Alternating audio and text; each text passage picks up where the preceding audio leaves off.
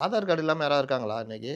பாமர மக்கள், விவரம் தெரியாதவர்கள், விவசாயி மக்கள், ஆதார் இல்லாம யாராவது இருக்காங்களா? சொல்லுங்க சார். இல்ல சார். ஏன்? அது ரொம்ப ஈஸியா? அப்படி போம்போது, "ஏம்பா ஒரு ஆதார் கார்டு குடு" அப்படின்னு வாங்கிட்டு போறதா? அதுக்கும் ஃபார்ம் ஃபில்அப் பண்ணி குடுத்தானே வந்திருப்பாங்க. அது எப்படி சாத்தியமாச்சு? மகளிர் உரிமை தொகை 1,50,00,000 பேர் குடுக்குறாங்கல்ல. ஃபார்ம் அவங்களே யார் குடுத்தாங்க? அடித்தட்டு மக்கள், ஏழைகள், படிப்பறிவு இல்லாத அவங்க தானே குடுத்தாங்க. அதுலயும் ஒரு சில சர்ச்சைகள் இருக்குல்ல சார். ஒரு அந்த சில பேருக்கு விட்டுருங்க. கிடைக்கலன்னு. வாங்குன 1,50,00,000 பேர் எப்படி வாங்குனாங்க? அவங்களே ஃபில் பண்ணி குடுத்து வாங்குனாங்களா? எல்லாவற்றிற்கும் எல்லாம் நடக்க தான் செய்யும். முன்னாடிலாம் ஒரு 2019க்கு முன்னாடி ஒரு டீ கடைக்கு ஒரு 5 ஃப்ரெண்டு போறீங்க.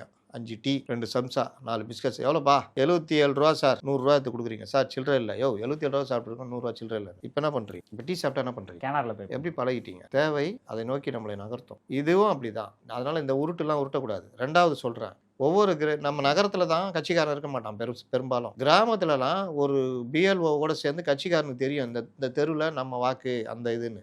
எல்லாம் உட்காந்து ஃபில் பண்ணி தருவாங்க. எல்லாத்துக்கும் மேல எல்லார் வீட்லயும் படிச்ச பசங்க இருப்பாங்க. இல்ல பக்கத்து வீட்ல இருப்பாங்க. இல்ல அந்த தெருவுலயே ஒருத்தன் இருப்பான். அவன்ட்ட குடுத்தா ஃபில் பண்ணி குடுத்து பிஎல்ஓக்கு வேலை அதானே.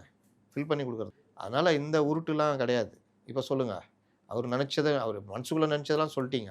வேற ஏதாவது இருந்தா சொல்லுங்க. இல்ல. அப்ப பூர்வகுடி இல்லன்னு ஆகுதா? நான் சொன்னதாங்க. 20,00,000 பேருக்கு மேல இறந்துட்டாங்க. அது 2005க்கு அப்புறம் இப்பன்னா 21 வருஷத்துல 27 லட்சம் பேர் இறந்தது இருந்திருக்காங்க. 20,00,000ன்றது சாதாரண தொகை தான்.